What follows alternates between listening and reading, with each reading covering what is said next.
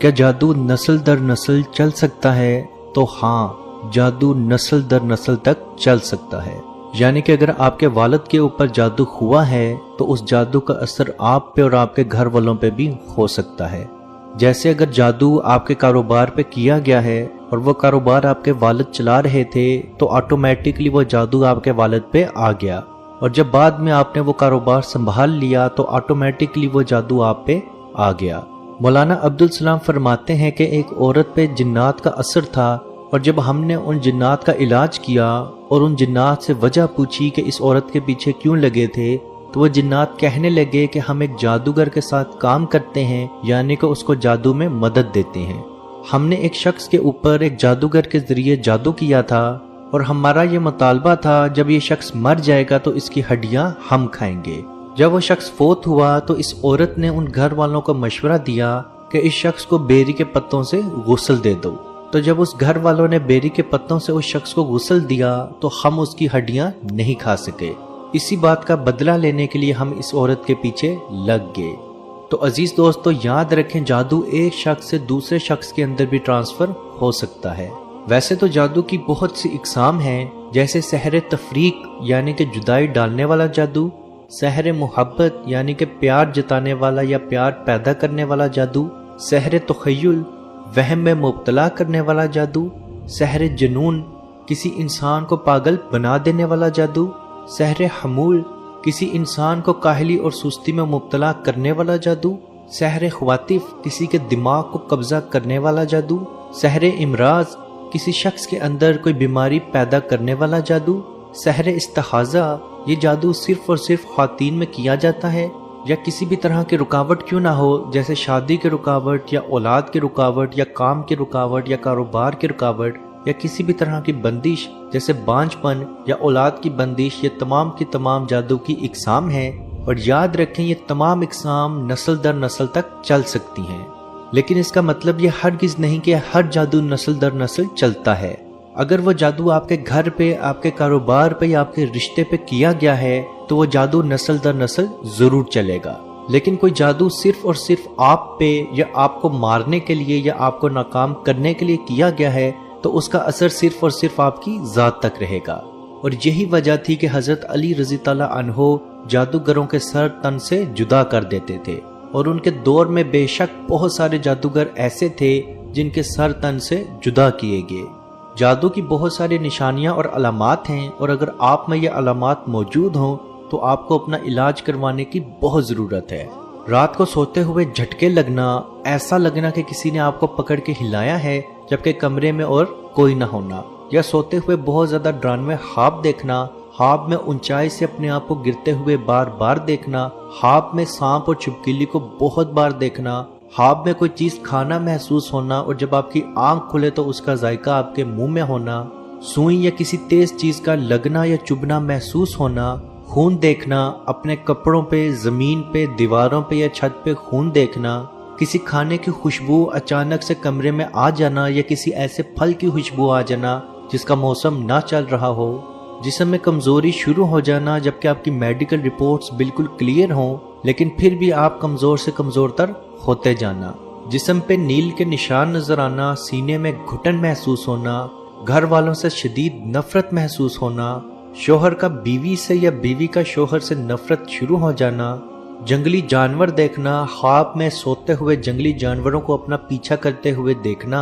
اپنے ہی گھر کے کمروں میں یا اپنے ہی گھر میں جاتے ہوئے اکیلے ڈر محسوس کرنا، جسم پہ بال نظر آنا اور وہ بال آپ کے نہ ہوں، منہ یا جسم کے کسی حصے سے بہت زیادہ بدبو آنا شروع ہو جانا، سائے دیکھنا، کان میں اچانک کسی کی آواز محسوس کرنا، یا ایسی بیماری میں مبتلا ہو جانا کہ ہر ڈاکٹر کی علیحدہ علیحدہ رپورٹ ہو لیکن کوئی بھی ڈاکٹر حتمی رپورٹ نہ دے سکے کہ آپ کو کون سی بیماری ہے، لیکن آپ کمزور سے کمزور تر ہوتے جانا، بچیوں کے رشتے نہ آنا جبکہ بچی اور جہیز کا کوئی بھی مسئلہ نہ ہو۔ عزیز دوستو، یہ چند نشانیاں جادو کی ہیں، اور اگر آپ میں یہ نشانیاں 70% تک موجود ہیں اور بار بار ظاہر ہو رہی ہیں تو آپ کو اپنا علاج کروانے کی بہت ضرورت ہے، کیونکہ جادو سے کسی انسان کی جان تک جا سکتی ہے، اور اگر آپ نے اپنا علاج نہ کروایا تو یہ آپ کا جادو نسل در نسل تک چل سکتا ہے۔ جادو کے علاج کے لیے آپ نے 7 بیری کے پتے لینے ہیں اور وہ پتے بالکل فریش ہوں، یعنی ان پہ کوئی بھی چوٹ کا نشان نہ ہو، اور ان پتوں کو آپ نے ایک بالٹی میں ڈال لینا ہے، اس بالٹی کو آدھے پانی سے بھر لینا ہے۔ اس پانی پہ آپ نے 1 مرتبہ سورہ فاتحہ، 1 مرتبہ آیت الکرسی، 1 مرتبہ سورہ بقرہ کی آخری 2 آیات اور 1 مرتبہ سورہ فلق اور سورہ ناس، ایک مرتبہ ان تمام صورتوں کو آپ نے پڑھ کے اس پانی پہ دم کرنا ہے اور اس پانی سے غسل کر لینا ہے۔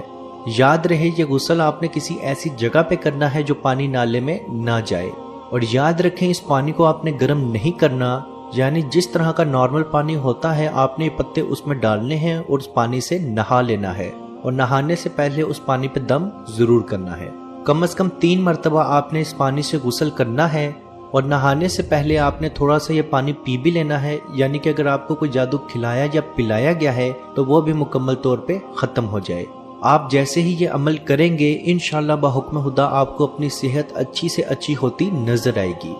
اللہ پاک سے دعا ہے کہ ہم سب کو اپنے حفظ و ایمان میں رکھے اور کشمیر کے بھائیوں پہ خصوصی رحم فرمائے اور ان کو آزادی کی نعمت عطا فرمائے، آمین۔ اللہ حافظ۔ مت پوچھئے کہ کیا ہے